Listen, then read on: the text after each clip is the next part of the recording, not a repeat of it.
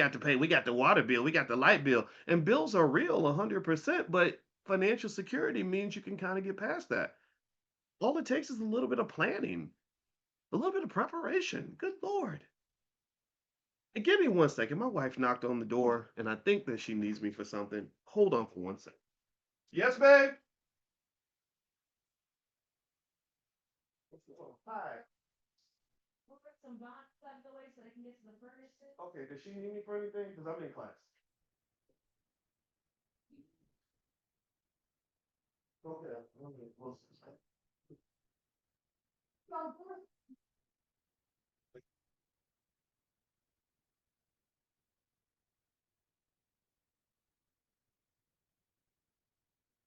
Okay.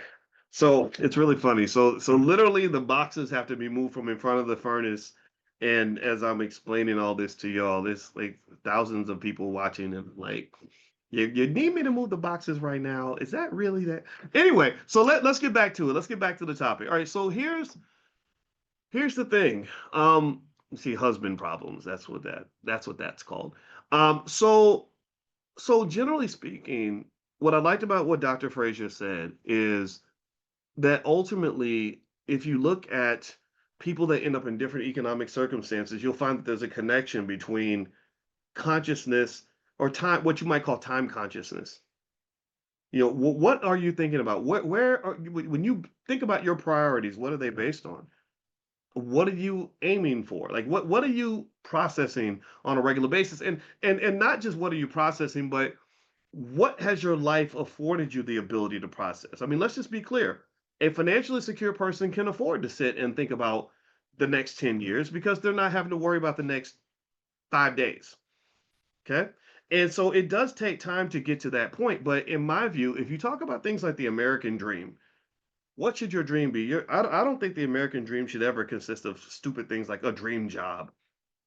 I don't dream about labor. That's not a dream to me. That's an acceptable situation, but that's not a dream.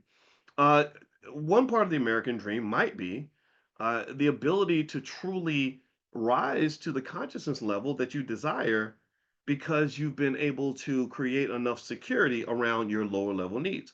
To be able to rise up Maslow's hierarchy of needs. If you remember, Maslow's hierarchy says at the bottom, you got basic needs of food, water, security, things like that. You get past that, and then you can start thinking about the big picture stuff. A lot of us can't really take the time to see the big dream because of either small minded situations or small minded people that are around us. And that makes it even more difficult because once you achieve the security that you're looking for to be able to have the big vision, the big view, and you come back to all the other slaves and you say, "Hey y'all, I just came up with the master plan. This is how we're gonna get free." There are lots of people that are like, "What you talking about, man? Trying to pay bills. Ain't nobody got time to hear all that." Right? And so that becomes an issue as well, is that sometimes you're like Harriet Tubman. You gotta go back and free some slaves. You might have to shoot some slaves, right? And then also you got to spend time around some people that are also psychologically free with you so you can make those big plans, right? So it's a really difficult process to navigate because once you are elevating at a higher level of consciousness, somebody is going to call you an uppity Negro. Somebody's going to say, "Well, you ain't got the same problems that we got," and stuff like that. And let's look at the reality. For many of you, the reason you don't have the same problems is because you didn't apply the same strategy. You don't have the same problems because you engaged and you embraced the act of preparation, right? You understand preparation is the key to success. That's what I say to, and it's really funny. Our daughter just called me while I was talking to you.